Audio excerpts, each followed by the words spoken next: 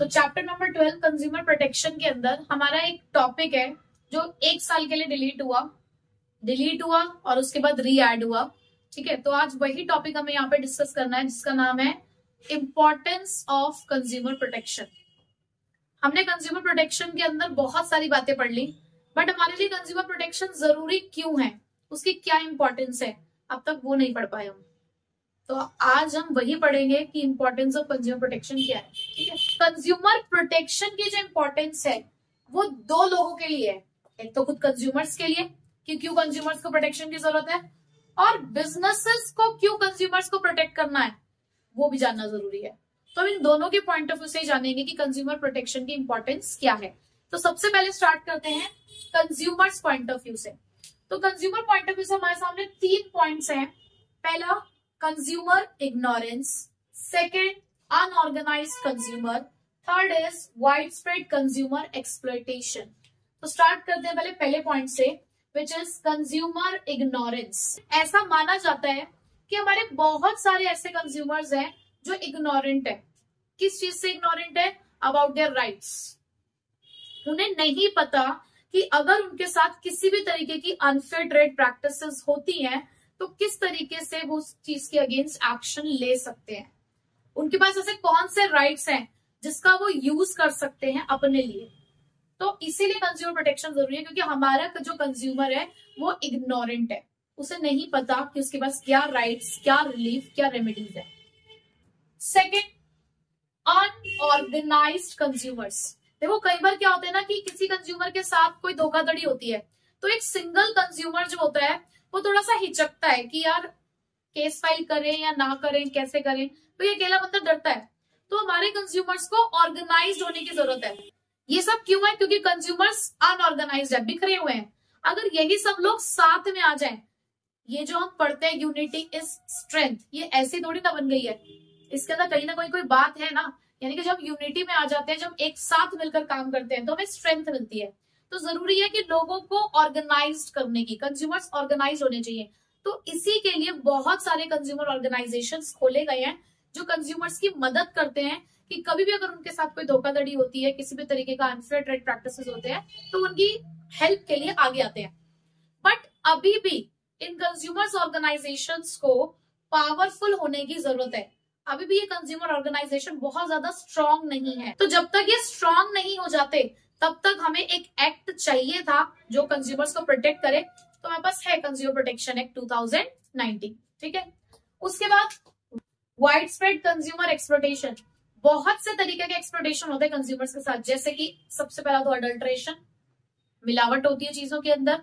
Misleading advertisements आती है हमारे पास, एडवर्टाइजमेंट में कहते कुछ है होता कुछ है। ब्लैक मार्केटिंग, होर्डिंग यानी कि सामानों का स्टॉक कर देना, अननेसेसरी चीजों का स्टॉक करना ताकि मार्केट में प्राइस बढ़ जाए। तो इससे बहुत सारी अनफेयर ट्रेड प्रैक्टिसेस हैं, कंज्यूमर्स को एक्सप्लॉइट करती हैं। तो इन सभी चीजों से कंज्यूमर्स को बचाने के लिए कंज्यूमर प्रोटेक्शन चाहिए। ठीक है, तो ये 3 रीजन है जो कंज्यूमर के पॉइंट ऑफ व्यू से जो ये कहते हैं कि क्यों कंज्यूमर प्रोटेक्शन हमारे लिए जरूरी है। अब आते हैं बिजनेस के पॉइंट ऑफ व्यू से, बिजनेसेस क्यों प्रोटेक्ट करें कंज्यूमर्स को। तो सबसे पहला है तो भाई long term interest of the business. अगर किसी बिजनेस को कंज्यूमर ने बॉयकॉट कर दिया, कंज्यूमर ने नजरअंदाज कर दिया अगर किसी बिजनेस को, तो क्या वो लंबे समय तक चल पाएगा? अगर एक बार कंज्यूमर को पता चला कि ये बिजनेस हमारे साथ धोखाधड़ी करता है, अनफेयर ट्रेड प्रैक्टिसेस, सपोज करो आप किसी राशन की दुकान में जाते हो सामान लेने के लिए, आपको पता चला कि वो क्या करता है, मैग्नेट लगाता है वेइंग मशीन पे और कम तोल कर देता है सामान। जब एक बार आपको ऐसा पता चल जाएगा, क्या आप दोबारा जाओगे? क्या नहीं। पर वहीं पे अगर आपको पता है कि आपका सामने वाला जो दुकानदार है वो ईमानदार है, ईमानदार है, तो आप हमेशा उसी से सामान लेने की कोशिश करोगे। यानी कि वो गलत चीज नहीं बेचता आपको, आपके साथ किसी भी तरीके की धोखाधड़ी नहीं करता है वो, तो वो लंबे समय तक टिक पाएगा मार्केट के अंदर, लंबे समय तक चल पाएगा, टिक पाएगा। तो वो यही कह रहे हैं कि अगर कोई बिजनेस चाहता है अपना लॉन्ग टर्म इंटरेस्ट का मतलब लंबे समय तक अगर आपको टिकना है तो भाई कंज्यूमर को प्रोटेक्ट करना होगा आपको। ठीक है, सेकेंड पॉइंट है हमारे पास बिजनेस यूजेस सोसाइटीज रिसोर्सेस। हम सोसाइटी के ही तो रिसोर्सेस इस्तेमाल करते हैं ना, हमें इनपुट भी वहीं से मिलना है, हमें आउटपुट भी वहीं बेचना जाके, तो क्यों उनके साथ गलत करना है। वो हिंदी की कहावत वही की जिस थाली में खाना है उसी में छेद करना, तो गलत है ना।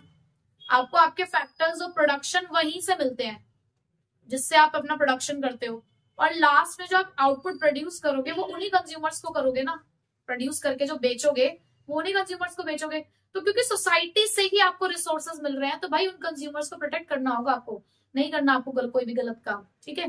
थर्ड, मोरल जस्टिफिकेशन भी है ना, कि क्यों धोखाधड़ी करनी है, साफ सुथरे तरीके से काम करना है हमें। ये हमारी मॉरल वैल्यूज भी कहती है कि हमें किसी के साथ गलत नहीं करना है। जब हम बिजनेस करते हैं तो बिजनेस करने के कुछ प्रिंसिपल्स होते हैं, कुछ मूलभूत सिद्धांत होते हैं कि हम बिजनेस कर रहे हैं क्या इसलिए बिजनेस कर रहे हैं क्योंकि हमें लोगों को धोखा देना है, हमें लोगों को गलत सामान बेचना है, हमें उनके साथ सही करना है। ये मॉरली भी जस्टिफाइड चीज है कि एक बिजनेस अपने कंज्यूमर्स को धोखा ना दे। हम कहते हैं ना कंज्यूमर हमारे लिए भगवान है, तो भाई भगवान को धोखा थोड़ी देना है। हमें इसलिए किसी भी तरीके की गलत एक्टिविटीज में इन्वॉल्व नहीं होना, कोई भी हमें अनफेयर ट्रेड प्रैक्टिसेस के अंदर नहीं घुसना है, ठीक है। उसके बाद सोशल रिस्पॉन्सिबिलिटी। याद करो आप 11th क्लास में पूरा एक चैप्टर पढ़ के आ चुके हो सोशल रिस्पॉन्सिबिलिटी का, कि आपकी एज अ बिजनेस आपकी सोशल रिस्पॉन्सिबिलिटी बनती है towards the different interest groups. उसमें एक इंटरेस्ट ग्रुप हमारा कंज्यूमर भी था, कि कंज्यूमर को गुड क्वालिटी प्रोडक्ट्स और सर्विसेज देने हैं, रीजनेबल प्राइस पे देने हैं, कोई अनफेयर ट्रेड प्रैक्टिसेस का इस्तेमाल नहीं करना। तो आपकी सोशल रिस्पॉन्सिबिलिटी भी बनती है कि आपको कंज्यूमर्स के साथ किसी भी तरीके का धोखा नहीं करना है। और एक बार अगर आपकी गलत इमेज बन गई कंज्यूमर्स के बीच में तो उस इमेज को पॉजिटिव करने में आपको बहुत टाइम मिलेगा। कहते हैं ना कि नाम बनाने में बहुत समय लगता है और उसे बिगड़ने में सिर्फ 1 मिनट या 1 सेकेंड। तो इसीलिए ऐसा कोई भी काम बिजनेसेस को नहीं करना चाहिए जो उनके बिजनेस को, बढ़ते हुए बिजनेस को तुरंत डुबो दे, ठीक है। Last, government intervention. देखो गवर्नमेंट या कोई भी अथॉरिटी होती है, जैसे हमारे बड़े भी हैं, हमारे बड़े हमारे ऊपर कब रिस्ट्रिक्शंस लगाएंगे, कब वो कहेंगे कि आपको ये काम नहीं करना, रोक टोक करेंगे, कब? जब उन्हें लगेगा कि कुछ गलत हो रहा है। जब तक उन्हें लग रहा है कि सब कुछ सही चल रहा है तो कोई रूल रेगुलेशन ऐसे कोई बनाने की उन्हें जरूरत नहीं पड़ेगी घर पे। तो सेम काम गवर्नमेंट का भी है। जब गवर्नमेंट को जब तक लग रहा है कि यार आप सब कुछ ठीक कर रहे हो तब तक वो बिजनेसेस को टोकती नहीं है। लेकिन जब गवर्नमेंट को लगता है ना कि बिजनेस अपनी हद से बाहर जा रहे हैं, वो कुछ गलत काम कर रहे हैं, तो गवर्नमेंट इंटरवेन करती है, करेगी इंटरफेरेंस, फिर लॉ बनाएगी, एक्ट बनाएगी, रूल बनाएगी, पेनल्टी लगाएगी। तो आपको क्यों करवाना है ये काम? अगर आप अवॉइड करना चाहते हो गवर्नमेंट का इंटरवेंशन तो आप सही तरीके से काम करो। ये कंज्यूमर प्रोटेक्शन एक्ट क्यों बना? लोग गलत कर रहे थे। एक ट्रेडमार्क एक्ट है, कंपटीशन एक्ट है, लोगों ने वो सब चीजें करी, किसी दूसरे के ट्रेडमार्क का इस्तेमाल करने लग गए थे, अननेसेसरी कंपटीशन इंक्रीज कर रहे थे, तो गवर्नमेंट को एक्ट बनाना पड़ा। तो अगर आप नहीं करोगे ये सब चीजें, अगर बिजनेसेस धोखाधड़ी नहीं करेंगे, एक्सप्लॉयटेशन नहीं करेंगे कंज्यूमर्स का, तो गवर्नमेंट इंटरवेंशन भी नहीं करेगी। बिजनेसेस को अपनी इमेज को प्रोटेक्ट करके चलना है कंज्यूमर्स के बीच में, गवर्नमेंट के बीच में, ठीक है। तो ये कुछ 5 पॉइंट्स थे जो इस बात को शो करते हैं कि क्यों बिजनेस के पॉइंट ऑफ व्यू से कंज्यूमर्स की प्रोटेक्शन जरूरी है, ठीक है। और इसी के साथ आज हमारा ये चैप्टर कंप्लीट होता है।